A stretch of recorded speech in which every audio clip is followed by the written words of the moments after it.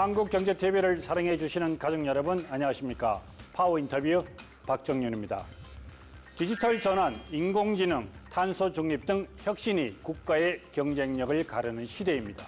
하지만 여전히 많은 스타트업은 낡은 규제와 협소한 투자 환경, 또 무거운 실패 부담 속에서 고군분투하고 있습니다. 이제는 혁신이 가로막히지 않는 나라가 되어야 합니다. 이를 위해 지금 대한민국 스타트업 생태계엔 어떤 변화가 필요할지 짚어보겠습니다. 한상우 코리아 스타트업 포럼 의장을 소개합니다.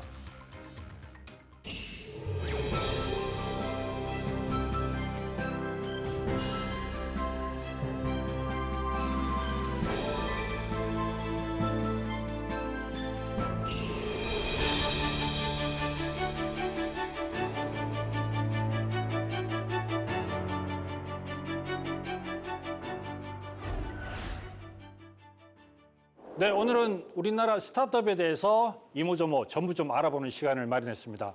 한상우 코리아 스타트업 포럼 의장께서 나와 계십니다. 어서 오십시오. 안녕하세요. 네, 안녕하십니까. 어려운 발걸음 해주셔서 너무 감사하고요. 불러주셔서 감사합니다. 자, 우선 코리아 스타트업 포럼 이게 하나의 이제 그 스타트업들이 모여 있는 단체죠. 예, 그렇습니다. 설명을 좀 해주시죠. 예, 코리아 스타트업 포럼은 우리나라를 대표하는 스타트업들이 모여 있는 단체입니다. 아마 우리 시청자 여러분들 스마트폰을 열어보시면은요, 그 스마트폰 어플리케이션의 90%는 저희 회원사들의 앱일 겁니다. 배달의 민족, 야놀자, 토스, 컬리, 직방, 소카, 예, 두나무, 모든 영역에 있어서 2010년 이후에 만들어진 모바일 혁명과 이런 경제 흐름을 반영한 젊은 기업들이 만들어진 단체이고요. 지금 회원사는 한 3천여 개까지 성장을 했고, 그중에 1,500여 개의 회원사가 기관 투자를 받았고요. 예. 15개의 회원사가 유니콘과 데카콘으로 성장해 있습니다. 회원사가 이제 한 2,500개, 한 3천여 개 가깝게 이제 돼 있는데 굉장히 많습니다. 네.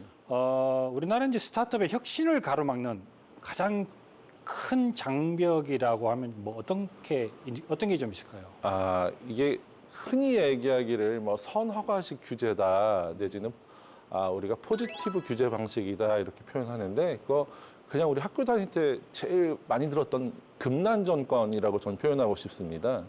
그러니까 흔히 우리 누군가 영업하고 있을 때 불량한 사람들이 와가지고 너 누구 허락받고 장사해? 이런 우리 많이 본 클리셰 있지 않습니까? 예. 예, 이런 걸 금난 정권이라고 우리가 역사에서 배웠던 내용인데, 어떨 때 보면 우리의 지금 자본주의 시장 경제가 이렇게 성장했는데도 중세의 길드와 같다.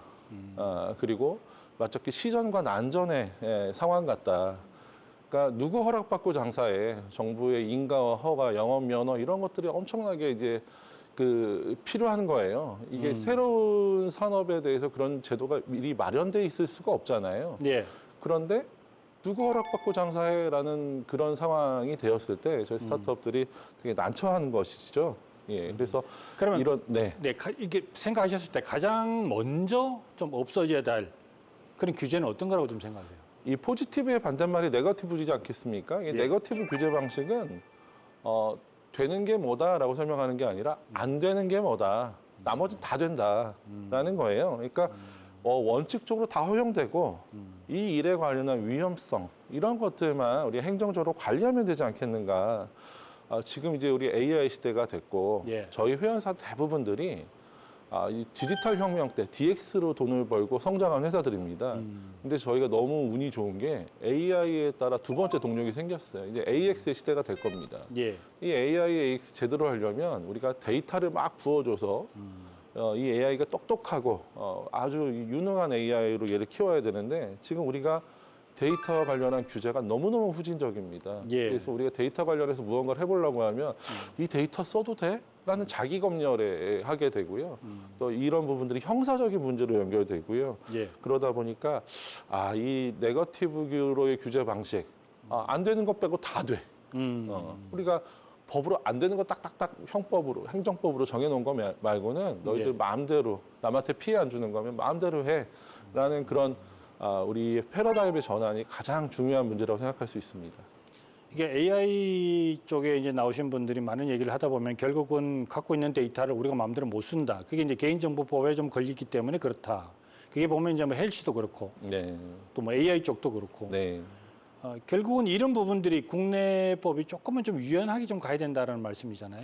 네, 그렇습니다. 우리가 개인정보 당연히 보호해야죠. 근데 이 개인정보라는 건 정말 데이터가 미래 원유라는 표현이 있습니다. 근데 이걸 보호만 하고 활용을 못하면 그거 어디다 쓰겠습니까? 그리고 다른 나라들의 지금 우리가 어떤 우리 규제 기준 국가 이런 개념들이 나오기 시작했는데요.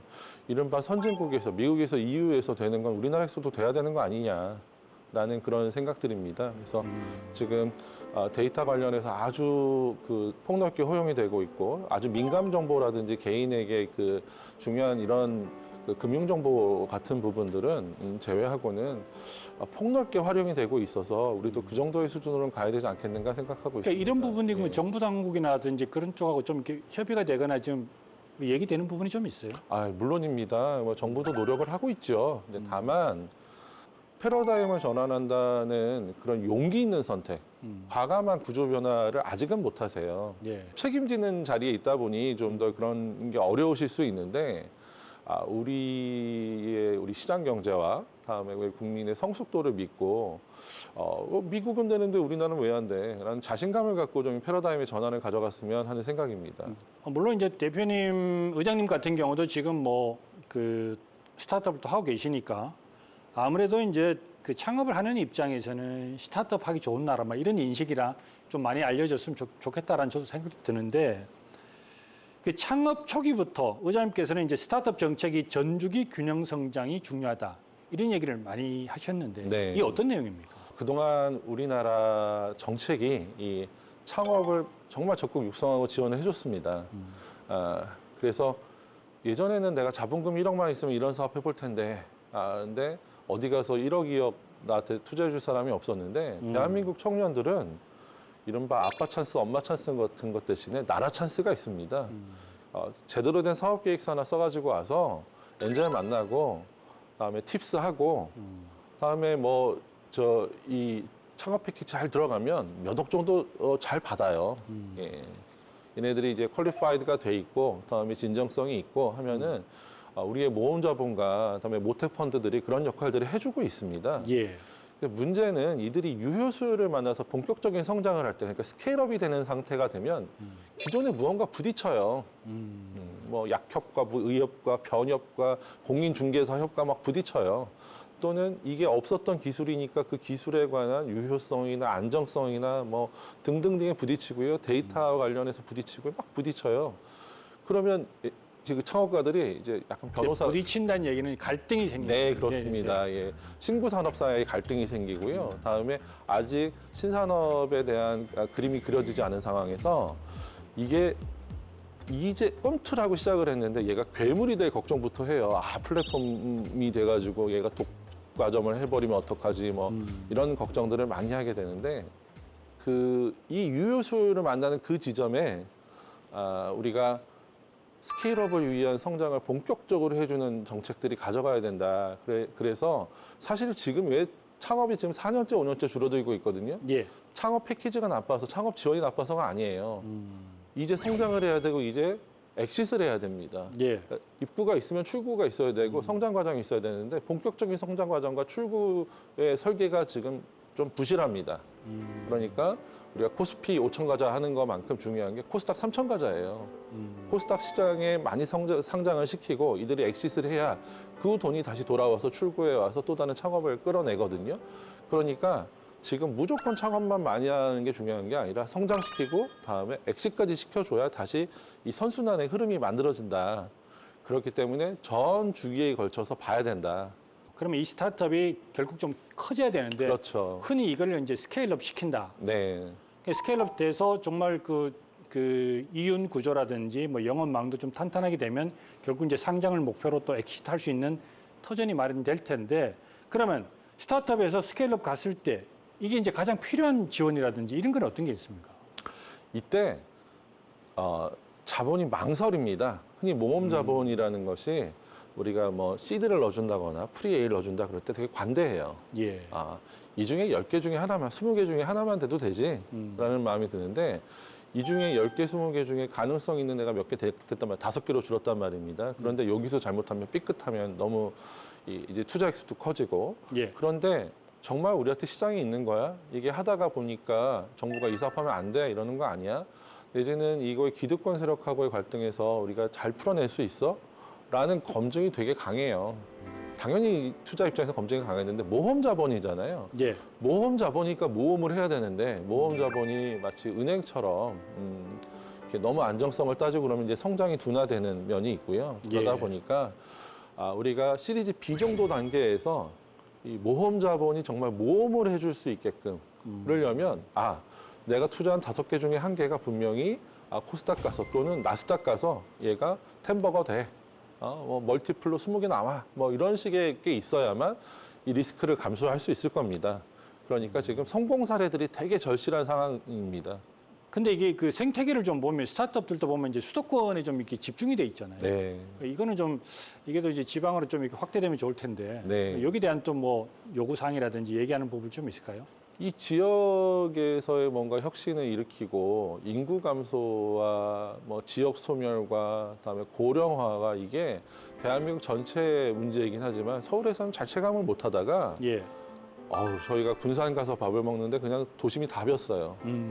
부산의 인구가 엄청 줄어가지고 빈집이 뭐 수십만 채래요. 이런 문제들을 해결하는데 스타트업들의 말랑말랑하고 아주 애자일한 그런 아이디어들 그리고 실행력들 이런 것들이 도움이 많이 됩니다. 예. 그래서 저희는 이제 부산 동남권에서 이제 동남권이라 하면 이제 울산이라든지 창원 영역을 다 포함하는 건데요. 이 예. 부울경 영역에서 저희가 한 30개 회사가 모여가지고 이 작은 코스포를 만들었거든요. 그래서 코스포의 동남권 협의회라는 게 있는데 이게 지금 400여 개로 늘었습니다. 예. 그만큼 또 지역에도 에너지가 있고 이 지역이 갖고 있는 매력들을 사업화시키고 이걸 글로컬이라고 하죠. 우리 로컬의 매력을 글로벌로 끌고 가겠다. 그리고 서울에 없는 거 여기 있다. 우리 부산만 하면 해운과 항만과 수많은 가능성이 있지 않습니까? 제주에도 비슷한 단체가 있고 그다음에 전북이나 충북에서도 저희가 그런 걸 조직하고 다니는데요. 이런 부분들이 그런 지역에서의 문제, 요새는 지방이라고 안 하더라고요. 근데 지역에서의 문제들을 우리가 완화시키고 또는 새로운 해법을 찾고 그렇게 교류하고 그런 부분에 있어서 저희도 많이 노력을 하고 있고 지자체도 노력을 하고 있습니다. 뭐 저희 코리아 스타트업 포럼 자랑을 잠깐 하자면 저희가 비즈니스 트립이라는 게 있고 컴업 X라는 게 있고 뭐 다음에 천기 뉴썰이라는 게 있고 뭐 저희 나름의 프로덕트가 있어요. 비즈니스 트립은 이제 해외에 가서 공부하는 경우가 많고요. 컴업 X라는 건 우리 코스포의 1년 행사 중에 제일 큰 게 아시아에서 가장 큰 스타트업 축제가 컴업이라는 축제가 있습니다. 코스포 의장이 되니까 컴업의 당연직 공동위원장이 되더라고요. 그리고 이제 중기부하고 저희가 그 행사를 민간 공동으로 하고 있는데 이 컴업 행사를 보고 이거를 우리 제주에서 하자, 우리 광주에서 하자 이런 니즈들이 있으신 거예요. 그래서 컴업 X라고 저희가 뭐 컴업 충북, 컴업 전주 뭐 이런 식의 행사를 합니다. 그러면 거기에 이분들이 많이 모여서 밍글링을 하고 다음에 지역의 문제, 그러니까 도지사님을 앉혀놓고 스타트업이 도지사에 묻는다. 도지사가 답한다. 이런 세션들이 있거든요. 너무 뜨겁고 좋습니다.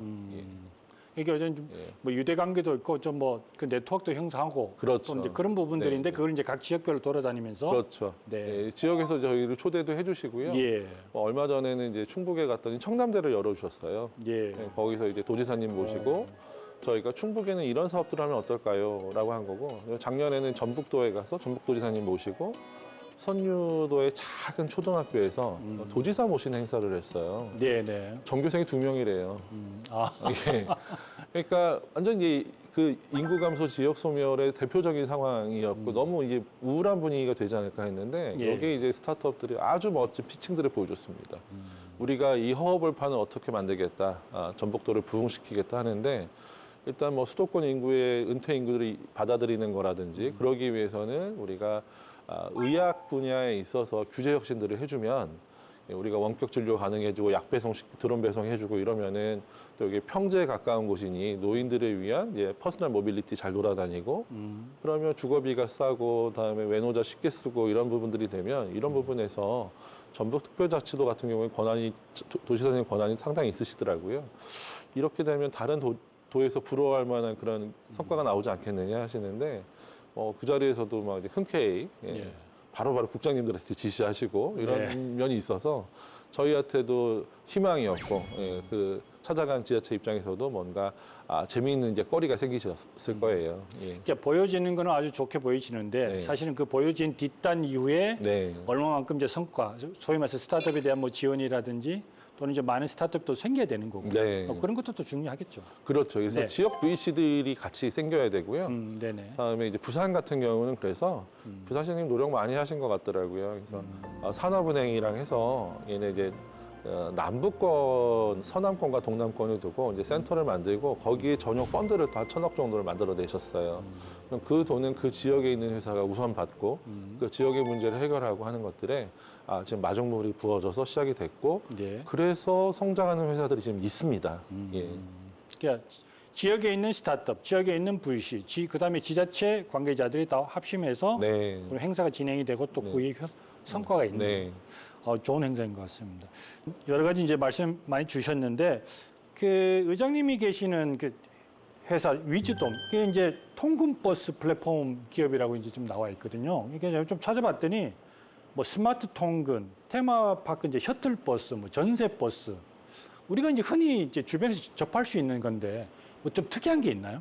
이미 뭐 답을 주셨어요. 예, 저희는 스마트 버스 회사입니다. 그러니까 노선과 전세를 다 아우르고요. 예. 보통 이제 주된 매출은 기업과 공공 부분의 이 교통 수요를 저희가 기획하고 설계하고 또 실행하는 그런 일들을 하고 있습니다. 그럼 지금 이제 뭐 우리나라 이제 웬만한 대기업들의 어떤 그걸 통근 버스라 그러죠? 네, 이렇게 네. 출퇴근용 네. 그런 쪽하고 이제 뭐 계약이 돼 있다는 건가요? 그렇습니다. 네. 그러니까 저희 뭐 어찌됐건 가장 큰 매출은 대기업의 통근을 고고도화 시키는 데서 나옵니다. 그리고 민간에서 하는 여러 축제와 행사, 뭐 경우에 따라서는 저희 평창 동계올림픽도 했고 이번에 에이펙도 저희가 역할을 많이 하고 있습니다. 예. 그리고 이제 우리가 저는 대한민국에서 제일 큰 고통이 두 가지 고통이 있다고 생각하는데 그게 이제 고통이라고 집 없는 고통, 집 없는 서러움, 그다음에 두 번째가 집이 먼 고통. 예, 그래서 그렇죠. 저희는 이 통근을 사람들의 이 통근 시간을 줄여주고 더 쾌적하게 만들어주는 데에는 분명한 페인 포인트를 우리가 해결해주는 그런 중요한 역할을 하고 있다고 생각이 들고요. 예. 그런 부분에 집중하고 있는 회사입니다. 그 이게 이제 기업들하고의 관계, 뭐 출퇴근 그런 버스를 이제 뭐 이렇게 수주하는 거죠. 그렇죠 수주하는 거고 그럼 지자체 같은 경우도 그런 게 있나요? 그러니까 외부에서 이제 서울로 못 들어온다든지. 네네. 그러니까 결국에는 이제 그 기업과의 관계에 있어서는 기업에게 저희가 제안을 하고 그래서 기업의 사장님이 결정을 해서 사장님이 계약서에 도장을 찍어줘야 이제 버스가 다니는 거고요. 그렇죠. 예, 다음에 예. 그 공공의 영역에서는 이제 사장님이 시장님으로 바뀌는 겁니다. 여기에 저희가 데이터를 보니까 이런 버스가 다니고 이런 노선이 다니고 다음에 좀 고급화된 걸 새로 만들고 이러면 될 것 같은데요라고 하면 그런 걸 적극적으로 받아들이는 곳이 있습니다. 더더구나 우리가 이제 국토부가 이 대광이라고 해서 대도시권 광역교통위원회라는 위원회 성격의 그 기구를 만들고 우리가 예전에는 이 대도시권이 뭐 서울하고 경기하고 이해관계가 다를 수 있거든요. 예. 대강에서 이런 걸 조율을 합니다. 예. 그러면은 이런 사업들이 만들어지고 공고가 나고 저희가 입찰에 들어가고 하게 되는 거고요. 그중에서 이제 플랫폼이라고 할 수 있는 거 지금요 대한민국은 심지어 광역버스 그러니까 우리 고속버스, 시외버스가 아니라 광역버스를 좌석으로 예약을 하고요. 핸드폰으로 찍고 탈 수 있는 나라예요. 그게 전체 버스의 1% 정도밖에 아직 안 되고 있긴 한데 그 스마트 버스 플랫폼 미리를 위즈돔이 만들었고 지금도 운영하고 있습니다. 그렇군요. 매출이 보니까 이제 적지가 않아요. 뭐 1,000억 네. 정도가 넘어갔는데 수익이 이제 조금 이제 적은 부분도 있지만 네. 결국 회사가 추구하는 뭐 최종 목표 어떤 게 있을까요? 저희 회사 미션 비전 이렇게 걸어놓은 우리 회사 복도에 걸려 있는데요. 예. 저희는 지속 가능한 스마트 버스 공동체라는 표현을 씁니다. 이게 어려운 게 아니고요. 이 손님한테 10,000원을 한 번 받는 게 아니라 10원을 10,000번 받겠다. 그래서 우리가 적정 이윤을 추구하고 우리 공동체, 이 버스를 타시는 분, 버스를 운영하시는 분, 그다음에 우리도 다 같이 적정 이윤을 가지고 사회적으로 이 지속 가능한 모델을 만들겠다. 그게 저희의 목표입니다. 알겠습니다. 회사 외부에 좀 취재를 해보니까 외부의 그 평가가 밸류 가치는 한 4천에서 5천억 정도 네. 받는다고 하는데 네. 정말 적지 않은 회사인 것 같아요. 조금 더 이제 자세한 내용들은 우리가 여러분께서 이제 좀 위즈덤이라는 데를 좀 찾아보시고 예. 그 또 아마 이런 얘기를 좀 해야 될 것 같은데 새 정부 들어서 이재명 정부가 들어서 이제 AI 관련해서 이 신사업을 육성하겠다. 100조를 투자하겠다. 제가 좀 찾아보니까 이제 이게 30년까지 이제 100조 투자하겠다 그랬는데 이런 얘기들이 나오면 갑자기 이제 현장에 좀 이렇게 좀 투자가 되고 좀 안착이 돼야 되잖아요. 그럼 이러려면 어떤 게 좀 필요할까요? 일단 첫 매듭은 참 좋아요. 예, 일단 대통령실에 AI 수석을 앉히시고 또 아주 적임자를 찾으셨어요. 뭐 지금 그리고 과기부 장관님이나 중기부 장관님 인선의 경우에도 예. AI를 잘 아시는 분을 모셔놔서 이런 부분 참 다행이다 싶더라고요. 그런데 이제부터 중요한 거는 구체적인 실행안과 속도입니다. 지금 우리의 경쟁 AI라고 할까요? 지금 우리는 소버린 AI 얘기도 많이 나오고 피지컬 AI 얘기도 많이 나오고 하는데 지금 미국을 제외하고 또 중국의 일부를 제외하고는 소버린 AI 내지는 그 나라의 어떤 핵심 자산으로서 AI를 가진 나라 거의 없습니다. 그나마 성공한 게 프랑스가 미스트랄 AI 만든 정도인데요. 그래서 여기서 제일 큰 현안이라는 건 결국 데이터의 확보이거든요. 그러니까 AI를 그냥 칩 사가지고 이걸 알고리즘을 잘 만든다고 될 게 아니라 얘가 어마어마한 학습, 우리 수천 년, 수만 년의 역사를 학습할 수 있어야 되고 수천만 명의 이야기를 이 친구가 여러 영역에서 공부를 해야 이게 가능할 겁니다. 그래서 우리 정부의 AI 산업 확대나 인프라 확증을 위해서 이 국제 경쟁력 향상에 필수적인 그런 것들이 뭐냐면 데이터의 활용을 위한 법적 제도적 정비 그리고 이게 이 데이터를 갖고 있는 게 결국 민간의 플랫폼들이거든요. 이 민간의 플랫폼들이 AI를 부어줘야 됩니다. 그러니까 지금은 이게 좀 약하게 되어 있는데 대기업과 스타트업이 매칭돼서 정부 프로젝트를 수행하는 방식 이게 제가 표현하는 버티컬 AI입니다. 예. 그러니까 우리가 생성형 AI, 범용 AI, 뭐 LLM 이런 거 지금도 보고 있는데 저 같으면 이제 모빌리티 쪽 AI예요. 제 입장에서는 지도를 보면 어느 정류장을 어느 노선에 어떻게 배치하지? 이런 부분들이 마치 바둑돌에서 여기다 돌을 놓으면 흰 돌을 놓으면 검은 돌은 어떻게 가지? 하는 수많은 경우의 수들이 나와서 이 복잡도가 인간이 계산할 수 없는 영역에 가게 됩니다. 이게 AI가 할 일이더라고요. 모빌리티를 해보니까. 그래서 저는 각자 산업 영역에서 그게 이제 저 같은 경우에 교통 영역이고 또 다른 수많은 영역에서 이 버티컬 AI 리갈 영역에서 메디컬 영역에서의 수많은 이 AI들이 서울대 의대 교수만큼의 얘네가 전문성과 안정성을 갖춘 그런 AI들이 이제 나타날 거고요. 거기에는 저는 반드시 우리 이 파운데이션의 그런 AI에다가 이 버티컬로 이런 전문화된 영역들이 쌓이려면 AI 개발 역량과 스타트업들의 AX 역량 그리고 거기에 데이터를 부어주고 해야만 그게 가능할 것이고 결국에 AI 써가지고 AX를 해서 사업화를 시켜야 되거든요.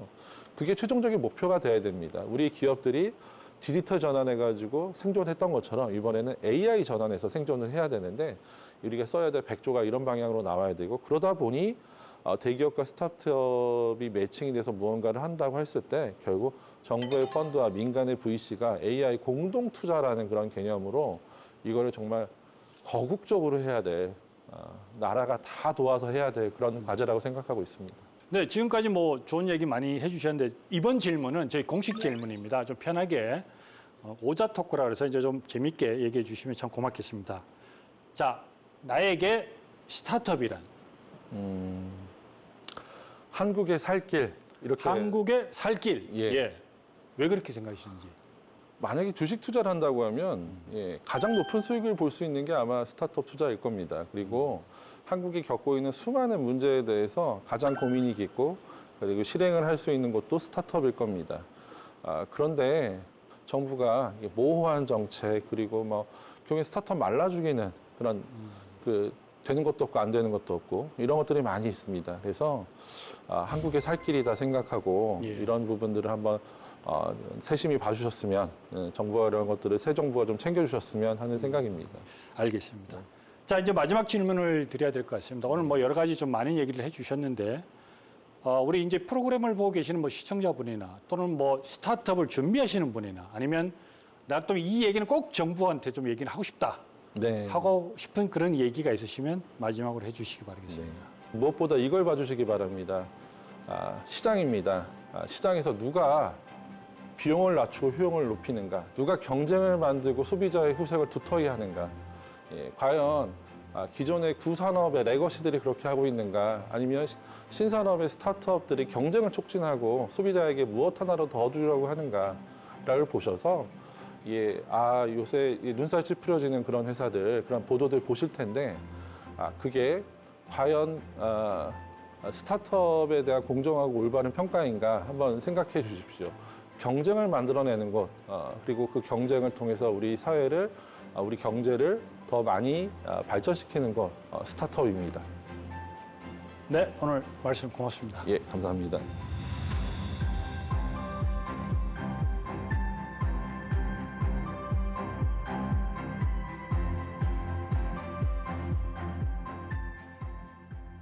네, 오늘 여기까지 듣겠습니다. 스타트업이 마음껏 도전할 수 있는 환경이 만들어지길 진심으로 기대하고 응원하겠습니다.